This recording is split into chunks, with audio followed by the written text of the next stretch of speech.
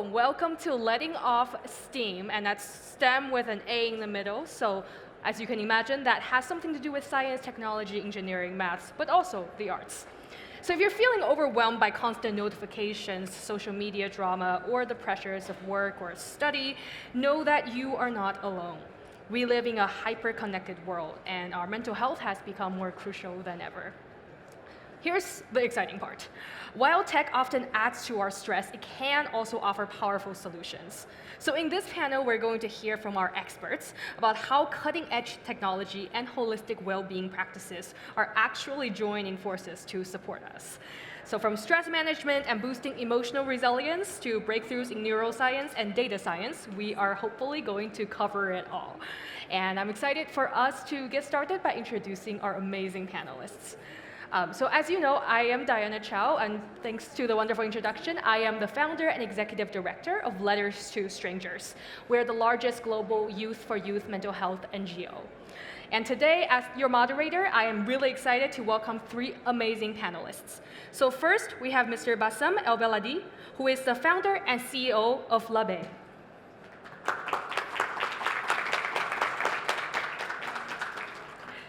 Next, we have Dr. Reham Garash, who is the CEO and founder of Holistic Wellness Academy. And last but not least, we have Mr. David Chua, who is the Chief Executive Officer of the National Youth Council of Singapore. I'm so excited to talk to all of you today, and I know we had some exciting questions lined up, so I'll go ahead and get started by asking you a question, each one in a row. So Basim, as an engineer and entrepreneur deeply involved in the tech industry, how do you perceive the dual role of technology in both contributing to, but also alleviating the mental health challenges in today's digitally connected world?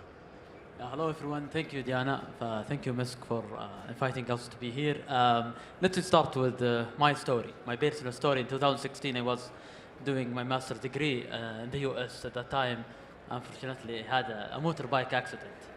I was about to die. That was really a tough experience. I was at the hospital for 2 months, and then they diagnosed me with the PTSD. I back to Saudi Arabia with no job and no degree. One of my issues was stigma. I don't want to go to a psychologist at a clinic. I have a good background in technology, then I decided to create an initiative called Labayh. Labayh nowadays is a company. We have 100 employees, more than 4 million users. We have delivered more than 80 million minutes of counseling. Back to your question, it is all about innovation and how could we find solutions for our own issues.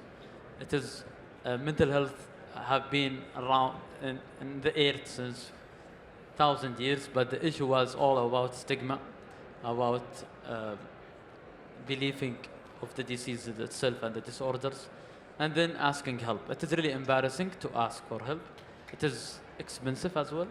On top of that, no one will be embarrassing, proud to talk about he is depressed or he has an anxiety. That's why I think going using a technology solution would solve this issue because of the accessibility and also saving the privacy. And this is what we did in Labayh, to be honest. Right now we have more than 1,000 psychologists and psychiatrists who helped millions of users from all around the MENA region. That's amazing. That's fantastic.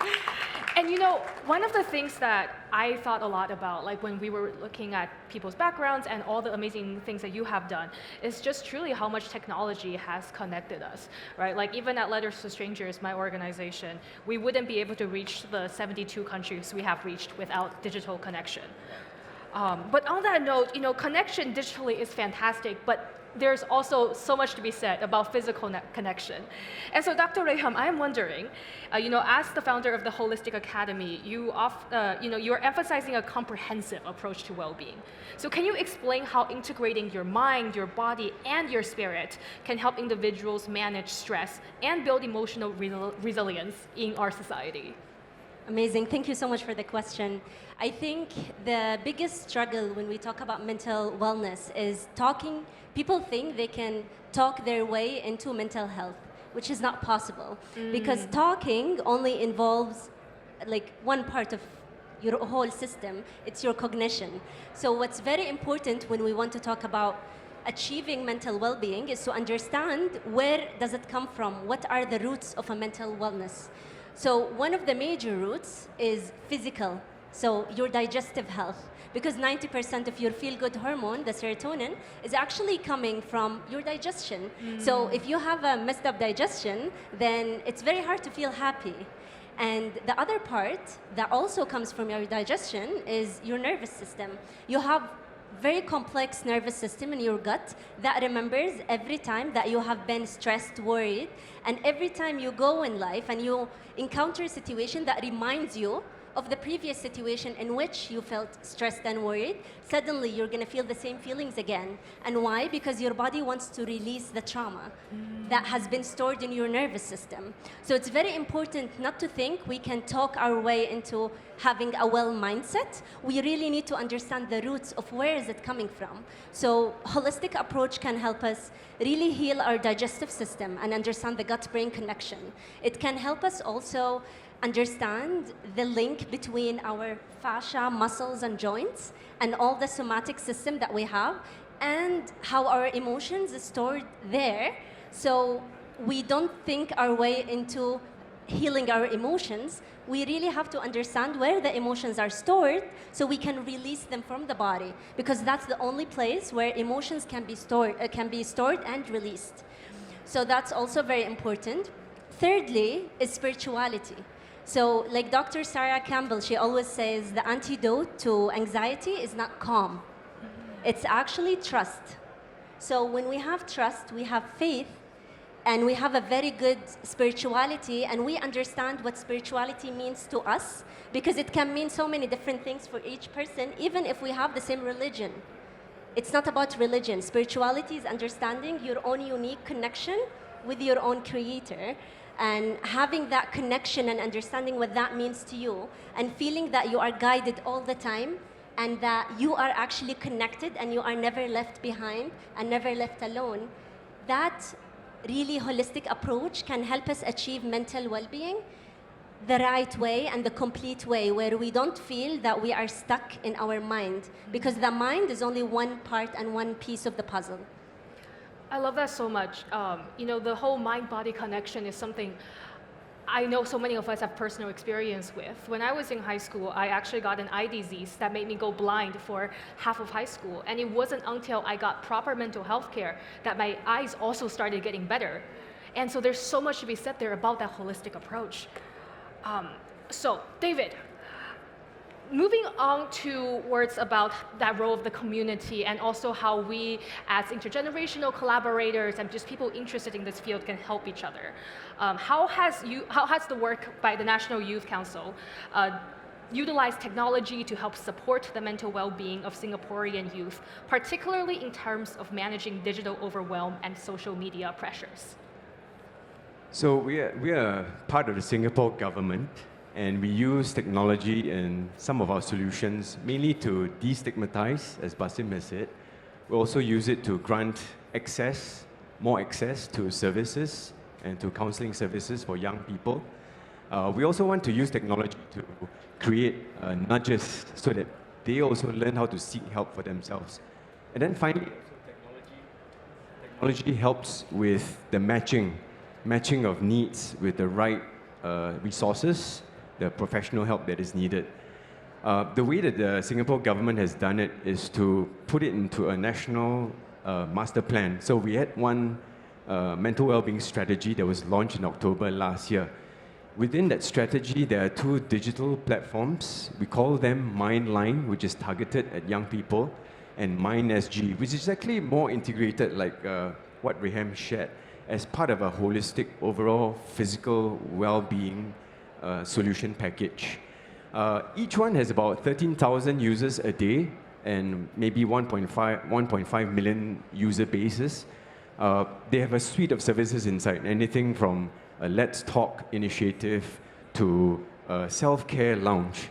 So the idea here is that young people can seek and self-serve for solutions, or they can join online communities. so that they can plug in into these communities where they can share safely and openly about the issues they're facing. But within that platform also, you have a feature where you are able to ask for professional help. And within the community, digital community spaces, there are trained peer supporters. There are also trained counselors and therapists who are able to detect the behaviors or symptoms just through the online conversations. And then they can reach out and be able to be matched to the required help. One problem in Singapore we have is just making sure that our professional help doesn't get overwhelmed by the wrong requests. So that's part of how the digital platforms help. But Diana also wanted to talk about what we are also not doing digitally, because a lot of the issues here are not just addressed by tech. And actually, part of the National Youth Council's mandate is to make sure that not just the connection with our bodies, but also connection between people. And that's a longer-term well-being indicator as well, that when you form relationships, when you are socially active, when you are plugged into networks, the likelihood of you falling into despair and receiving help when you need it, it's better than receiving a government solution. So that is what we do at the heart of it, that we offer our young people opportunities to mix together and to join communities, whether it's in the arts, the heritage, sports, or grassroots.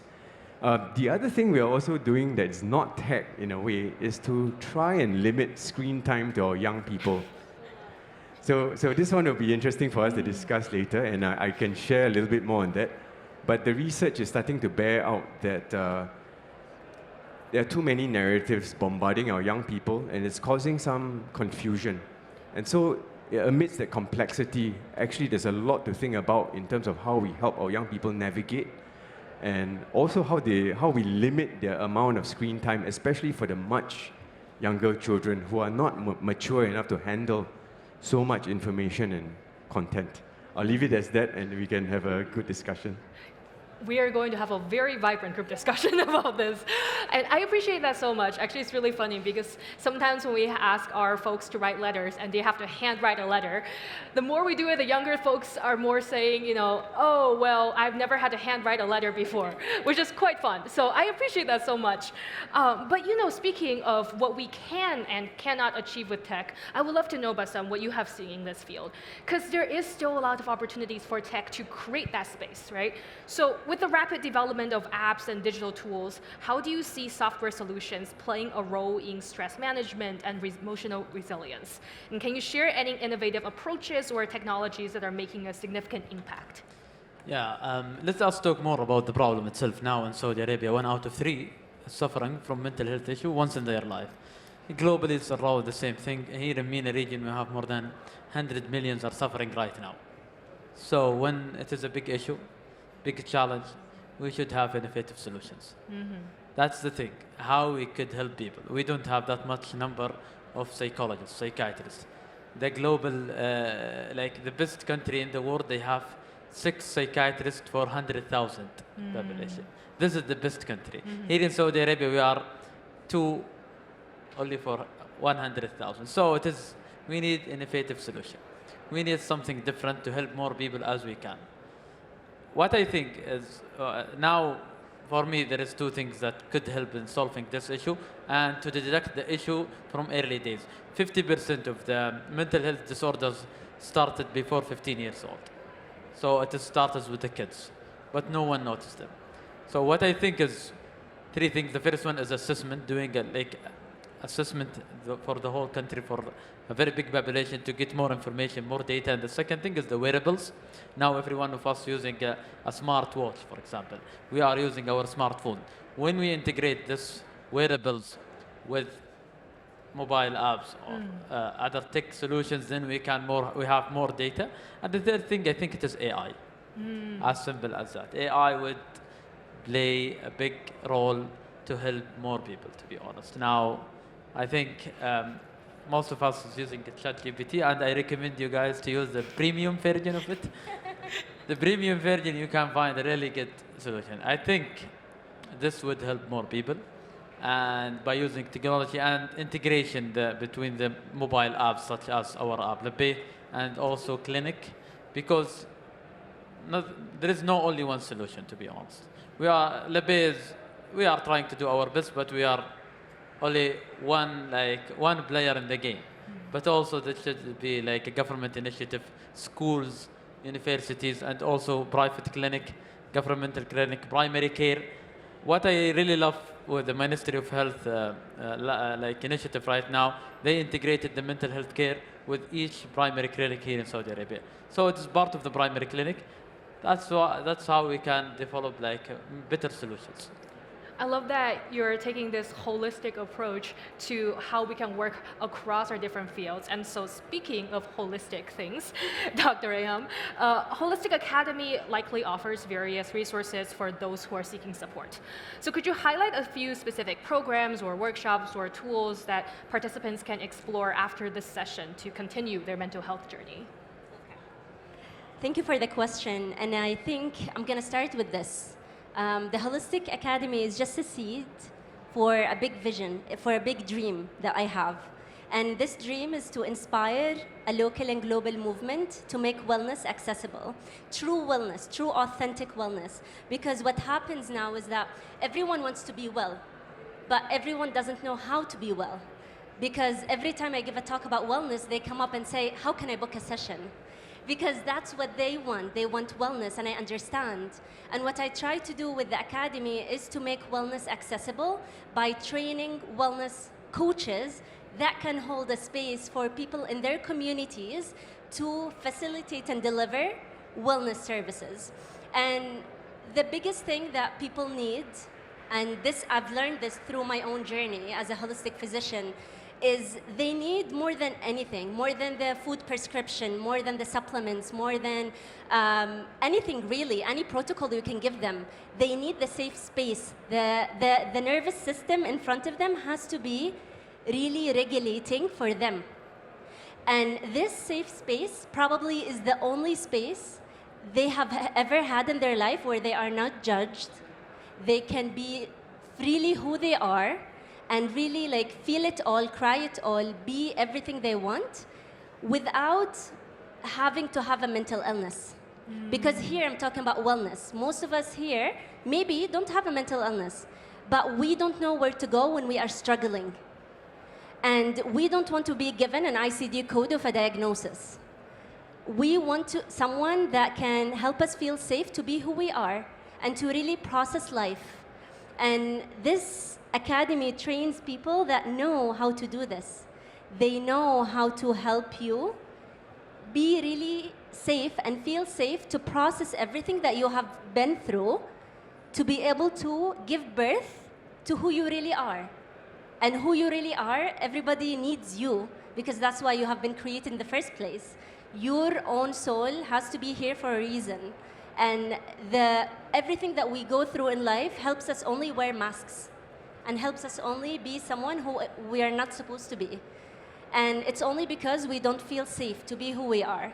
And training holistic coaches really is my vision, because those coaches can go into their small communities, they can hold space for their peers, and they can tell you, you are safe enough to process life with me, and then you can make your own understandings and grow after your own suffering and understand really yourself. And we have a framework for that. It's called rooting, balancing, ascending, because we always say there is a framework for healing.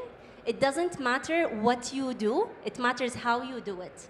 And the framework really starts by helping you have a rooted nervous system, a safe nervous system. From it, you can create a balanced routine, a balanced lifestyle that will not re-trigger your nervous system to go into fight or flight again. And then you'll understand the proper nourishment, you will understand how to work out, you will understand how to live well using the balancing framework. And then from it, ascension and expansion happens spontaneously. You become a leader just when you know how to be who you are. When you're no longer afraid from being yourself.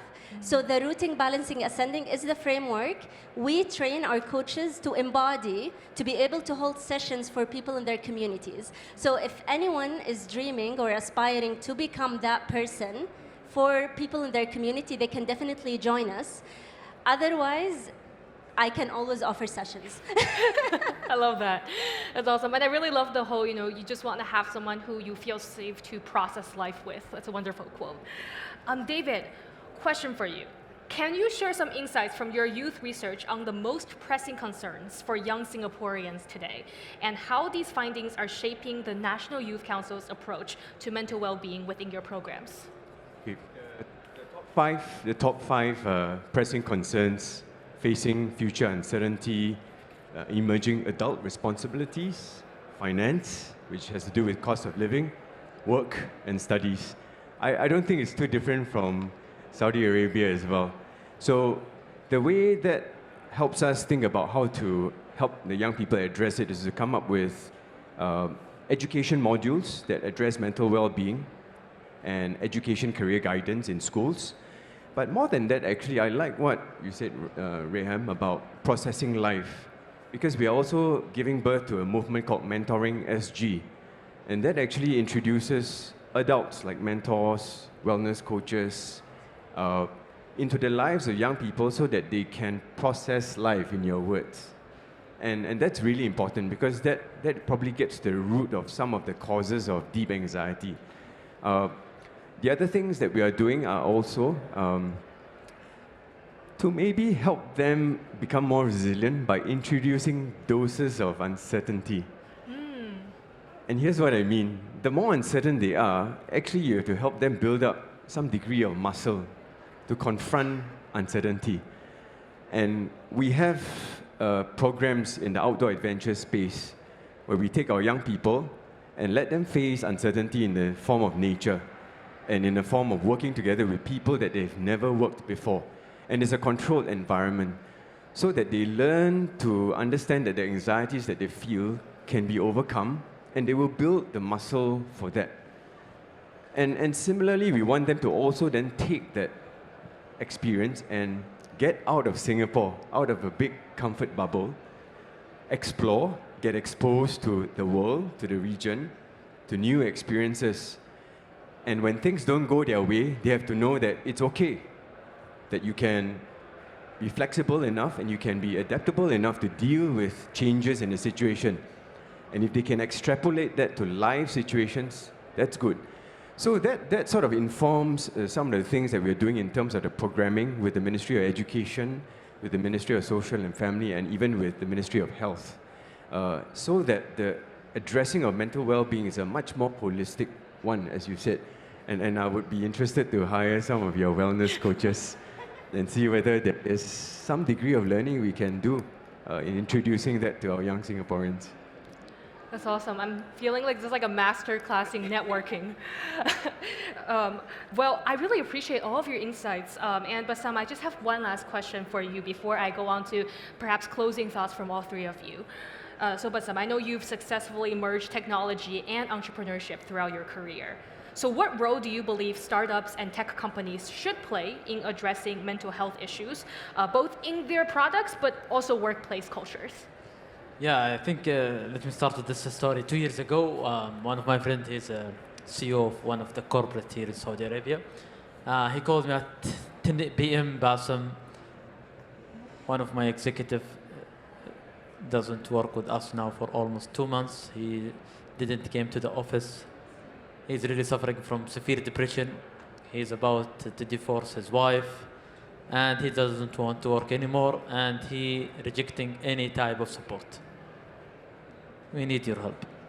I'm talking about a big corporate, one of the leaders at that company. He has more than 20 years of experience, and he is suffering a lot. Alhamdulillah, we have helped him. We have connected him with one of psychiatrists. Then he started his care plan. He get better. From that day, we start thinking about how could we elevate well-being and mental wellness at workplace. now in Saudi Arabia, in GCC, we are losing more than 37 billion days of productivity every year. The global economy is losing more than 6 trillion. $6 trillion annually because of what? Mental health issues. When we think about what, like our colleagues, our managers, our workplace, there is an issue.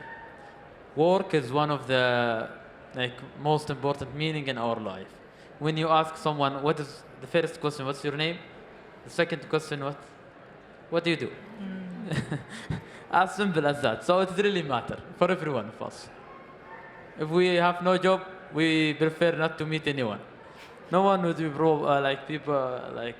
proud he doesn't work. That's why I think talking more about wellness, especially from the leaders, give more space for the employees to talk about their issues, give them the right support, also make it like a resilience and part of the education. I think this is really matter, and this is a big thing. It's coming. One of the benefits actually for the employees right now. Like when you onboard an employee, you have to tell them, like if you are suffering, if you have stress, how you could give him help. And also give them the right way or right solutions, and talk about stories. Every one of us are suffering. If it's not today, one day in our life, it is a must. It is something that will happen for you, for your family. The most important thing for me is to tell them how could they find help, how could they elaborate, how could they talk, and from us, how could we have effective listening or active listening? How could we listen? This is for me the most important thing. It is about something human. It's not about technology. It's not about digital. It is about us. How could we help the other? And how could we notice the issue before they start talking? How could we notice it? How we can read the faces or read what is behind the scene? I really appreciate that, and I think you've led us really well into the last question that I have for you all, which is kind of inspired by the fact that, at Letters to Strangers, our motto is mental health made personal. And I think for all of us, we are familiar with perhaps cultural or other types of norms and backgrounds that can make it really difficult to talk about mental health, whether that's because of stigma or other nuances in our backgrounds.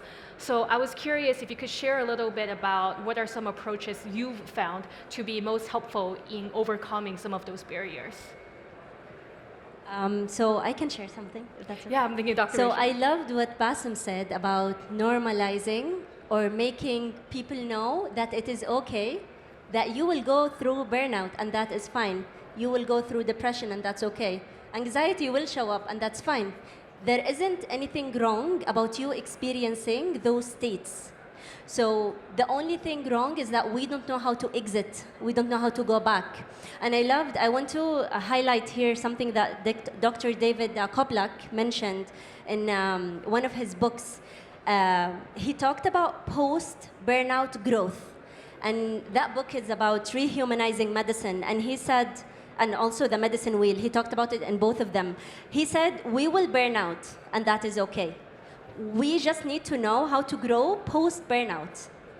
And if we know it ahead of time, before we are burned out, then we will detect, oh, I'm burning out now, or I am about to burn out. So I'm going to start working on the root causes of burnout, and I'm going to start to help myself. I'm going to melt down, experience the depression of burnout for a few days. I'm going to slow down a bit because maybe life was too fast for me. I'm going to go to a coach or a counselor or a therapist. I'm going to help myself. And then I'm going to go back, but not like I was. I'm going to go back in a more mature, authentic growth space that is more me. Because what happens when we burn out, when we go through depression, we actually become more connected to who we really are. Why? Because when we go through that phase and then we heal from it, we understand ourselves in a way that we didn't know before. So the state of illness itself is very hard, and you feel like you don't want to continue life, or any of the really, really sad feelings, but the moment you learn how to grow using the right help, you grow into someone phenomenal. Like Letters to Stranger, you give birth to things that are actually changing the world, like Labayh, and like the National Youth the Council, movement in yeah. Singapore. All of this was born because of suffering. It's not despite suffering. So it's okay for us to suffer. We birth new things when we suffer. We just need to know how to grow post that suffering, and we don't get stuck in the suffering itself. And I think education is very important. And one of the movies that I love, and it's educating kids about emotions, is Inside Out. So Inside Out was very phenomenal, and I watched it a few days ago. And it teaches kids how to understand emotions and how to know that, oh, anxiety pops up and that's okay. Sadness pops up and that's fine. And I need to know where all of this is coming from and how to navigate it. And it's very sad because now if you look at adults, most men and women in their 30s or 40s, you tell them what you're feeling, and they say, I feel discomfort. And I say, what does that mean? They say, I don't know. I don't know, I'm just uncomfortable. They cannot say they're sad, they're angry, where is it coming from? They don't understand, they're illiterate emotionally. So emotional literacy, I think, is very important. And that's something we all as a society collectively need to work on, as mothers, as teachers, as managers, as just leaders. We need to start educating people. I really appreciate that. And so last but not least, I want to invite David to share if you have any thoughts on that question. So to move the needle, we need stories like this. We do need other kinds of material to connect with the right audiences. But I thought I would just highlight that communities are also important. And I see that in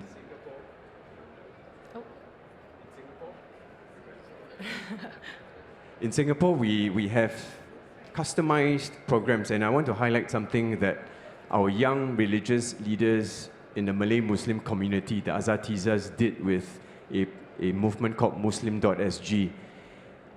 As a community, they are able to infuse the mental well-being initiatives with their faith. And so they will come up with content like mental well-being and Muslim men. And so they will bring the subject, and they are the best conveyors of the content and the awareness. So you do need to not just work on tech innovative content, and our subject was STEAM, right? The A here refers to art. And art here is in the art of creating something that connects with the user, and the communities are best placed to do that.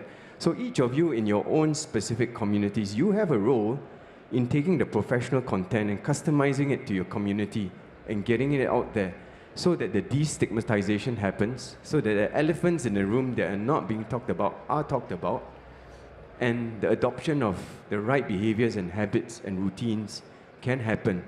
So we all have a role in that sense, and communities are probably the most effective way of getting through to the last mile for effective mental well-being.